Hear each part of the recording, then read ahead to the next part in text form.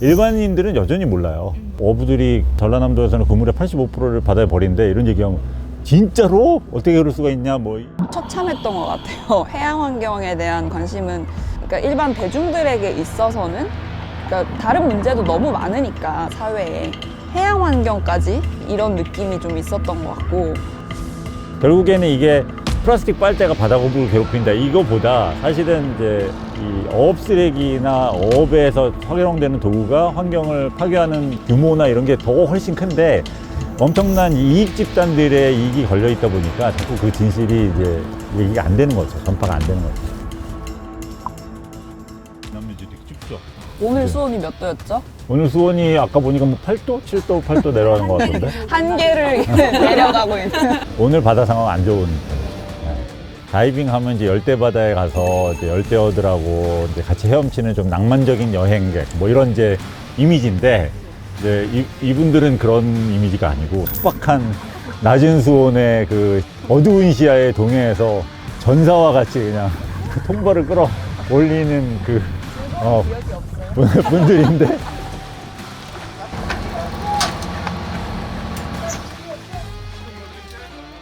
시셰퍼드라는 거는 전 세계에서 활동하고 있는 글로벌 해양환경 단체고요. 해양환경 서식지를 파괴를 멈추고 해양생물을 보호한다. 이게 미션이에요. 시셰퍼드 코리아는 이거랑 관련된 모든 활동을 해요. 해상에서는 이제 수중에 들어가서 하는 청소, 해변 청소 이런 것들을 하고 한국 바다의 상황에 맞게 수호하고 있는 활동을 하는 풀뿌리 단체입니다. 그리고 해변 청소하면 이제 낚시 바늘하고 낚시 추 기준으로 보면 낚시 바늘하고 추가 한 뭐 20에서 30개 한 번 청소하면 그 정도 나오는 거예요. 끝나다 보면 거기에 어류가 걸려있기도 하고 어류들이 낚싯바늘 매달고 가기도 하고 해변 청소 같은 거 할 때 죽고 쉬고 있으면 저기서 써내려와요. 물때 맞춰서 나가야 되거든요. 근데 이제 청소다 좀 쉬자 이러고 있으면 둥둥둥둥둥둥 이렇게 떠내려오고 있는. 물이 계속 들어오니까 맞아요. 그냥 리셋된다고 생각하시면 돼요. 저희는 막 낚싯줄과 추를 줍고 있는데 여기서 사람은 낚시를 하고 있어요. 보통은 이제 통발 같은 경우에는 적게는 한 3, 4개 근데 많게는 한 7, 8개? 유령 어구라고 해서 고스트 피싱, 유령 어업을 고스트 피시라고 하는데 주인은 사라졌잖아요. 사라졌는데 얘네가 이제 유령이 돼서 이제 해양생물을 죽이는 거죠. 특히 이제 우리나라 연근해 같은 경우에 통발이 많아요. 왜냐하면 통발은 지금 현재 법적 규제상 어민들은 거의 무제한으로 통발을 던질 수가 있고 그 통발을 던지고 건져가면 모르겠는데 그 통발을 건지고 대부분 안 건져가거나 그러면 줄이 끊어지거든요. 어민들 눈치 보느라고 과감한 정책을 못하는 거죠. 어업이 더 심각한 것 같아요. 네. 그리고 저희도 어민들의 양심 선언 같은 거 들은 적 있거든요. 해변 청소하면서. 그래서 막 그물 같은 거나 이런 거 들고 나오다가 도와주셨는데 그러면서 어디서 대체 쓰레기가 이렇게 많이 나오는 걸까요? 저희가 이렇게 물으니까 뭐 우리 탓도 있고 그렇죠 뭐 막 이러더라고요. 그래서 양심 선언 하셔가지고 그래서 아니 너무 이상하지 않아요? 거기서 생업을 이루는 사람들이 쓰레기장 취급하고 산다. 전 세계적으로 어민들은 우리나라만 그런 게 아니더라고요. 제가 이렇게 다이빙을 여러 군데 다니면서 거기 해양국립공원이 만들어지게 된 배경 뭐 이런 것들을 보면 필리핀이나 인도네시아나 이런 데서도 뭐 다이너마이트 써가지고 저기 어류들 잡고 시아나칼륨 그러니까 일종의 청산가리 일종인데 그런 거 풀어가지고 어류 잡는 거예요. 그러면 다이너마이트 쓰면은 자기가 잡고 싶은 어류 말고 그 주변이 이제 완전히 쑥대밭이 되는 거예요. 산호도 다 부서지고 다 죽는데 근데 그게 좀 공통점인 것 같아요. 어민들의 공통점인 것 같아요. 공유지의 비극? 그러니까 저거는 누구 것도 아니니까 내가 먼저 빨리 써버려야지. 그래야지 나한테 이득이야. 이렇게 생각하는 심리 때문일지는 모르겠는데 국적을 가리지 않더라고요.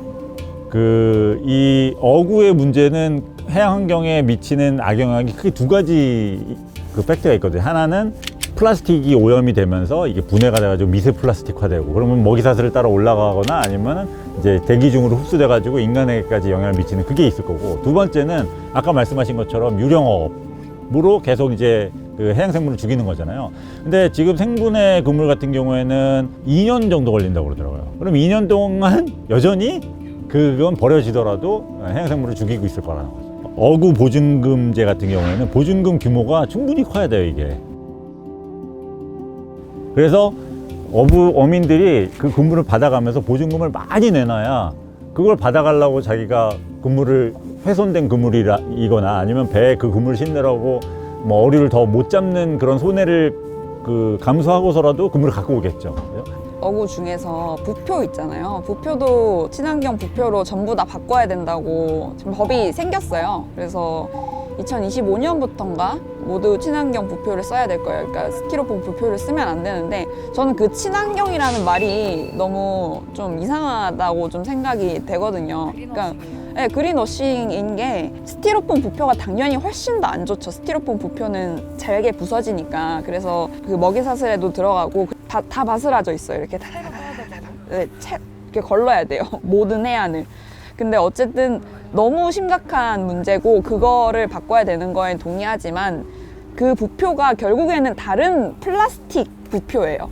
그러니까 플라스틱을 플라스틱으로 대처하는 것이지 이게 결코 친환경이 될 수는 없어요. 친환경은 양식을 안 하는 거지 양식을 하는 것인데 친환경 양식이라고 부를 수 있는 거는 지금 현재 기술로는 없고 자랑스럽게 계속 친환경 하면서 기사를 많이 내고 있는데 정부에서 친환경이라는 말을 쓰는 걸 좀 네, 알았으면 정부에서 너무 친환경을 남발하고 네네, 있는데 실효성이 없는데 자꾸 친환경을 붙이니까 마치 우리가 친환경으로 나아가고 있는 것처럼 보이는 하지만 바다는 계속 죽어가고 있는 그런 상황이라고 생각해요, 저희는. 그러니까 물론 그런 시도들을 하는 건 좋다고 생각해요. 하지만 시도들을 하는 우리가 좋아가 아니라 진짜 그 시도들이 의미가 있고 실효성이 있어야 되잖아요. 근데 지금 저희가 하고 있는 걸 보면은 그냥 그린워싱 하면서 자기 만족을 맞아. 하고 있는 것처럼 보여요, 가끔. 어쨌든 망칠 건데 조금씩 천천히 망쳐서 오랫동안 망치자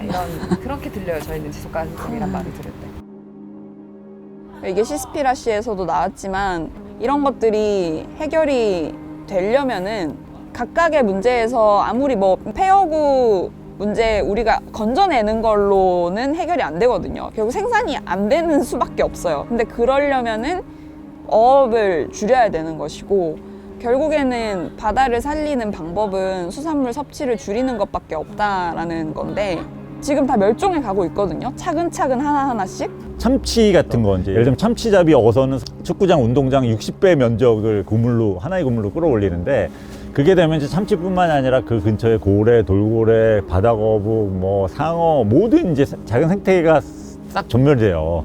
근데 왜냐하면 그물에 걸리는 순간 다 죽어버리는데 이제 그런 거는 모르는 거죠. 그래서 참치 통조림 하나에 니모를 찾아서 볼 수 있는 모든 해양 생물이 다 들어가 있어 라는 얘기를 하면 무슨 뜻이 다 갈아 넣는다는 뜻이냐 뭐 이렇게 이제 그러니까 몰라요 그거를.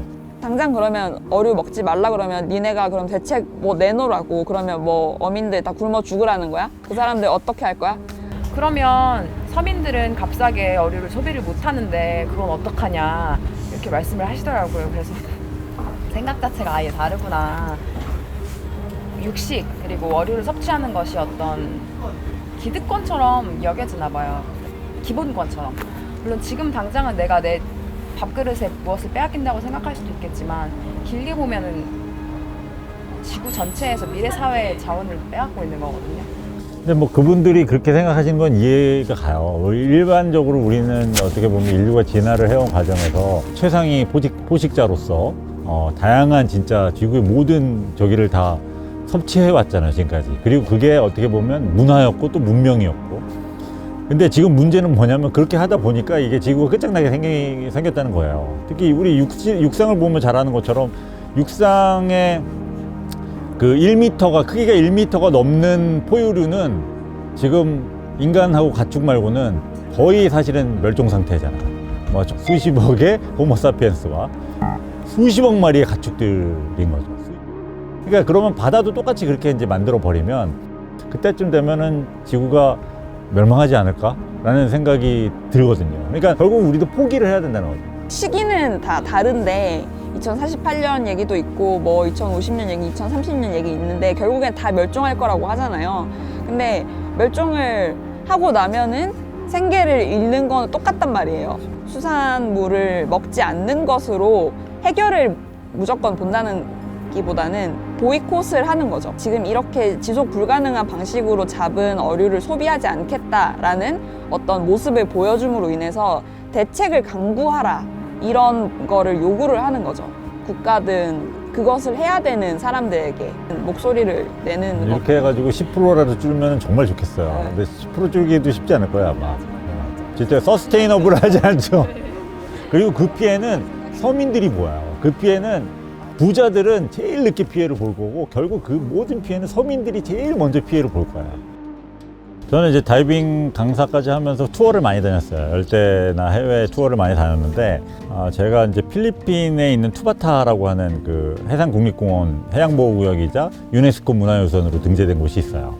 근데 거길 갔는데 너무너무 아름다운 거예요. 너무너무 아름다워서 그때 그 아름다움을 보면서 너무 슬펐어요. 왜냐면 야 인간이 없다라는 게 얘네한테 이렇게 천국이 되는구나.